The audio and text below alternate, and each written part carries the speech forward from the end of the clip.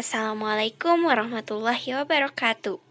Kami dari kelompok 312 MIPA 4 akan menjelaskan materi geografi kelas 12 mengenai desa dan kota.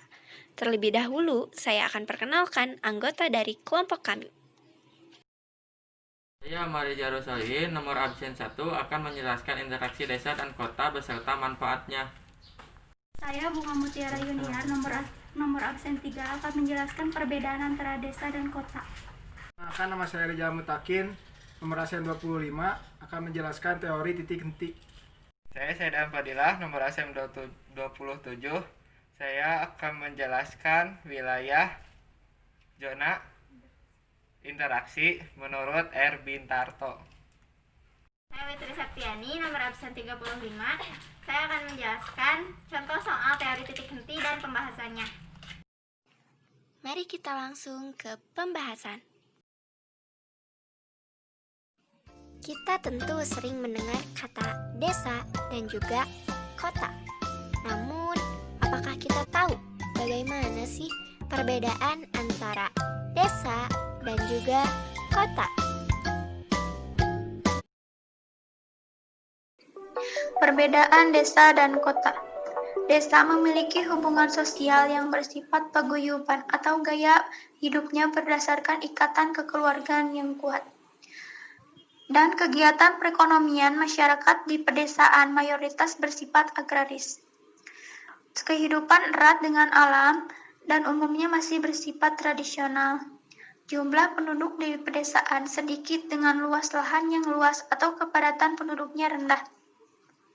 Toleransi sosial dan gotong royong di pedesaan masyarakatnya sangat kuat. Umumnya di pedesaan pendidikannya rendah. Sedangkan kota memiliki hubungan sosial yang bersifat patembayan atau usia sekelompok sosial yang terbentuk patembayan relatif lebih pendek dibandingkan paguyuban. Dan masyarakat di kota lapangan pekerjaannya sangat bermacam-macam. Juga pengendalian kemajuan ilmu pengetahuan dan teknologi sangat berpengaruh di kota. Dan jumlah penduduk dan luas wilayah di kota terbilang sangat besar. Penduduknya memiliki sifat individualis. Umumnya, di kota sudah terdidik atau berpendidikan tinggi. Nah, setelah penjelasan mengenai perbedaan antara desa dan kota, selanjutnya adalah penjelasan mengenai zona wilayah interaksi menurut R. Bintarto.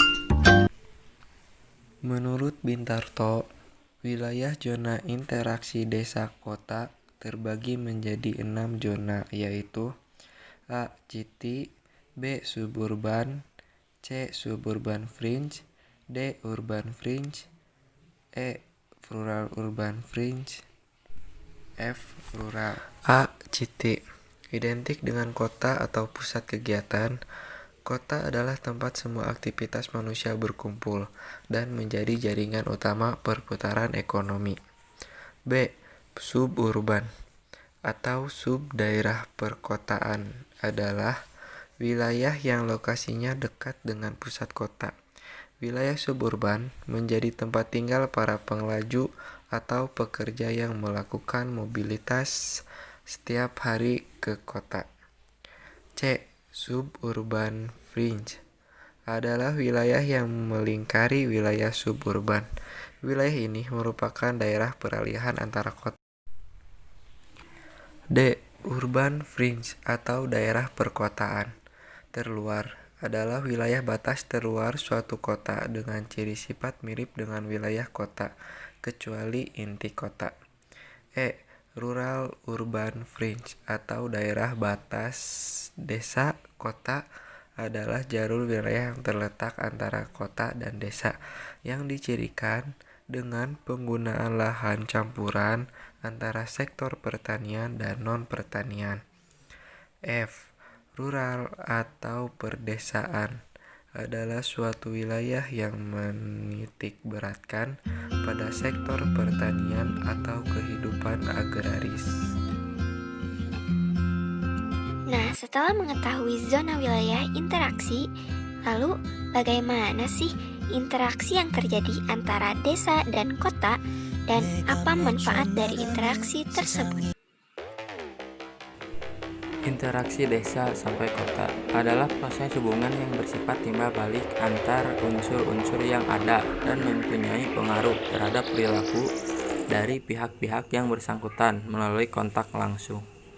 Berita yang didengar atau surat kabar sehingga melahirkan sebuah gejala baru baik berupa fisik maupun non-fisik. 1. Manfaat interaksi desa dengan kota. Meningkatkan hubungan sosial ekonomi antara penduduk desa dan kota, di mana hubungan ini akan terjalin kerjasama dan saling memenuhi kebutuhan penduduk desa atau kota. 2. Pengetahuan penduduk desa meningkat, karena di perkotaan sudah identik dengan teknologi modern. 3. Dapat menumbuhkan heterogenitas mata pencaharian penduduk desa, di mana penduduk desa yang awalnya hanya bermata pencaharian itu-itu saja, ketika menjalin hubungan dengan kota, maka ada inovasi baru yang muncul untuk mendirikan usaha ataunya untuk bermata pencaharian.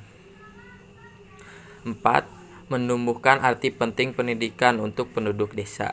Karena di desa itu lebih berorientasi pada pekerjaan, maka seringlah arti pendidikan dikesampingkan. Maka hubungan itu akan mampu menumbuhkan kemauan dan semangat untuk mengejar cita-citanya. Setelah mempelajari manfaat dari interaksi desa dan kota, selanjutnya kami akan menjelaskan sedikitnya mengenai teori titik henti.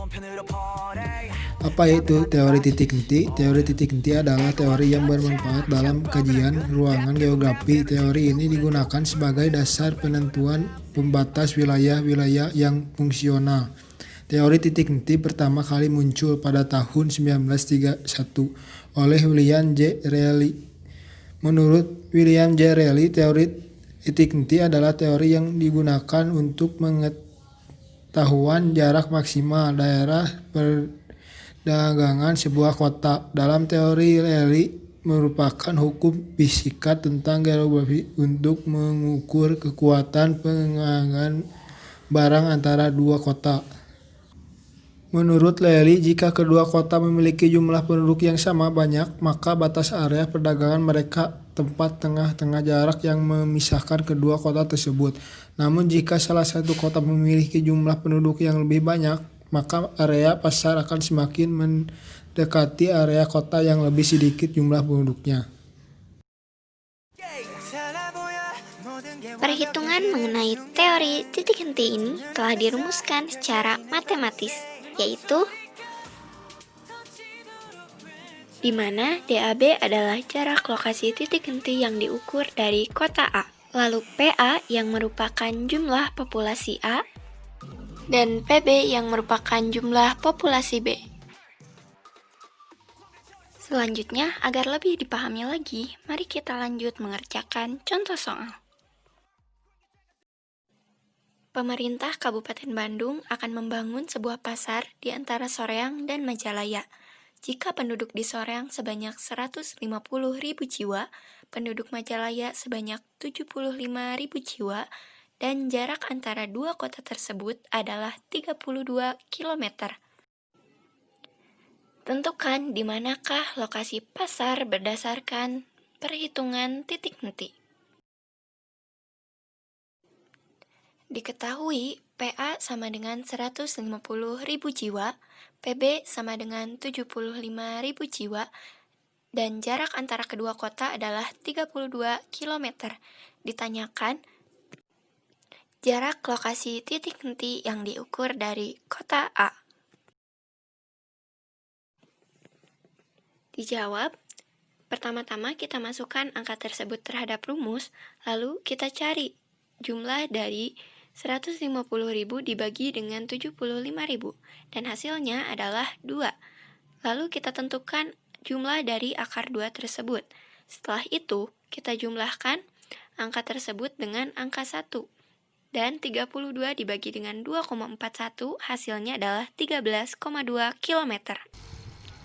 Jadi, lokasi pasar berdasarkan perhitungan titik henti adalah 13,2 km dari kota Soreang atau kota A. Hanya itu yang dapat kelompok kami sampaikan. Atas segala kekurangannya, mohon dimaafkan. Wassalamualaikum warahmatullahi wabarakatuh.